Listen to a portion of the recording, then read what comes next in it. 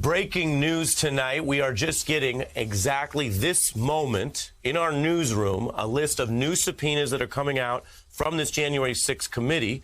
If you watch the news, you may notice that as of a few moments ago, we said this is the kind of thing we've been waiting on, but we literally just got them, and we think we have quite a notable guest for it. Congresswoman Zoe Lofgren, an experienced investigator and a Democrat from California who serves on the January 6th committee.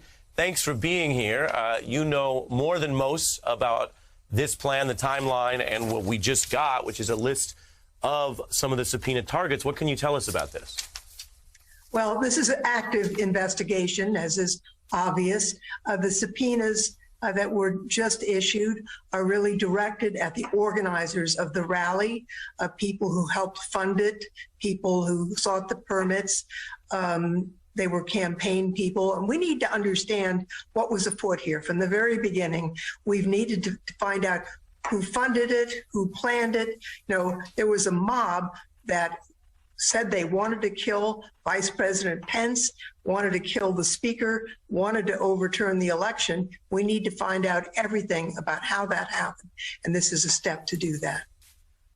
Yeah, and Congresswoman, I'm just doing this live with you because if I'd gotten this list, hours ago, I would have done my homework then. So permit me to just be a journalist. But I see here just in the documentation that we got, it says that the committee is investigating Women for America first and trying to get more information about what I take to be their motives or intentions.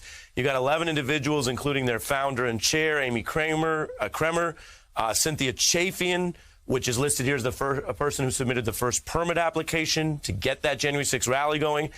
Some names that news viewers might recognize, like Katrina Pearson, who worked directly on the Trump campaign. It states here she was involved in the organization of this January 6th rally and in direct communication with the former president about the rallies. That's quite striking. What do you hope to learn from these individuals and the records you're seeking about what happened leading up to the rally?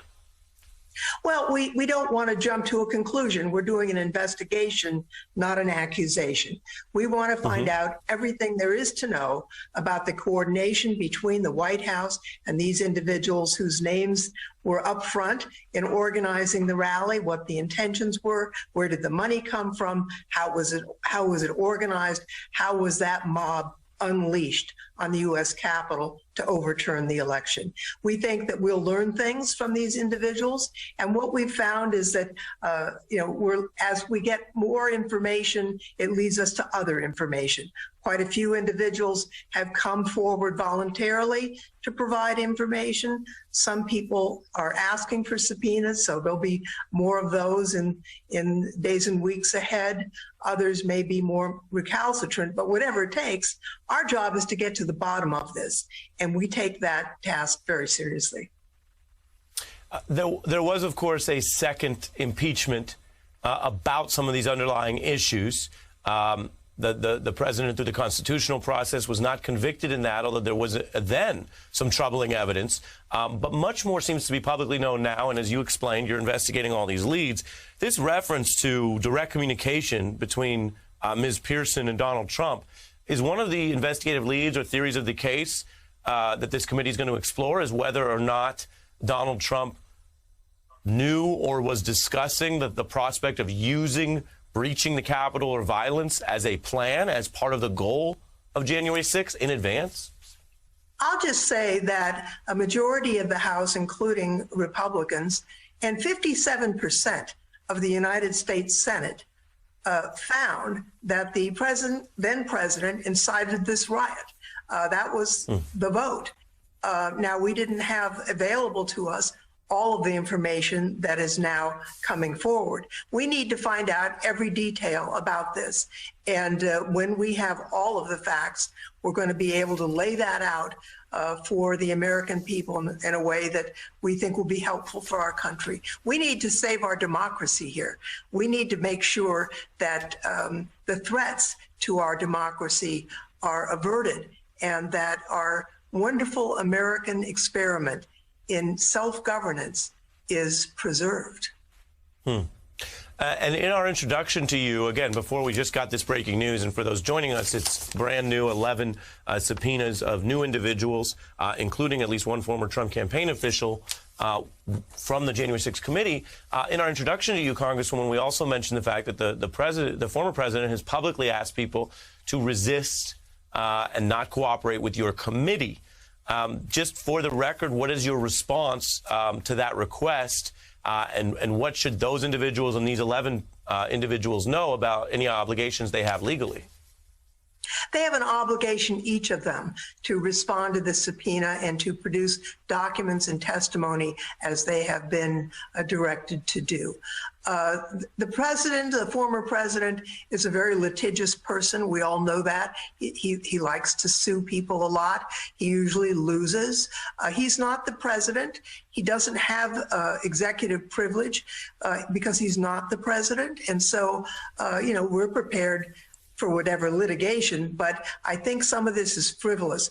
These individuals were not employees of, they were not White House counsel. And even then, we got the White House counsel. A court ordered him to testify before the House Judiciary Committee. So I don't think the former president is on firm ground, but we're ready to proceed to do what we need to do to get the facts. And I would hope that the president not involve himself in obstruction of Congress, because that itself is a violation of the criminal code.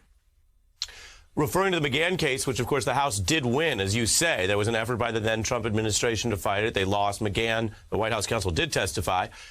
You said, Congresswoman, you don't think Donald Trump's on firm legal ground there. I would say that's quite diplomatic. It really looked like he was on quicksand because he filed a lot of suits that resulted in the loss. That brings me to the final question. And again, I appreciate you being here on a busy day. The final question is, with this executive privilege battle, we talked a lot about the Trump side. What about the Biden White House, which, as we reported, initially said from the lectern, no privilege for you, Donald Trump. Then they came back and said, well, it's case by case. But with regard to your committee, it's one case. It's the January 6th case. Right. Do you have an understanding of what the Biden White House's position is? Will they honor Donald Trump's attempted secrecy here, or overrule it, reject it, and provide this information? Do you know yet? Well, what I take from the Biden administration is they don't intend to stonewall the Congress or the Select Committee on this. Having said that, it is appropriate to take every assertion and evaluate it and on the facts and the law and reach a conclusion. But very clearly, they're not intending to participate in a cover-up of this, which is apparently what the former president is seeking to do. I think he does not look like an innocent man when he tries to prevent the truth from coming out.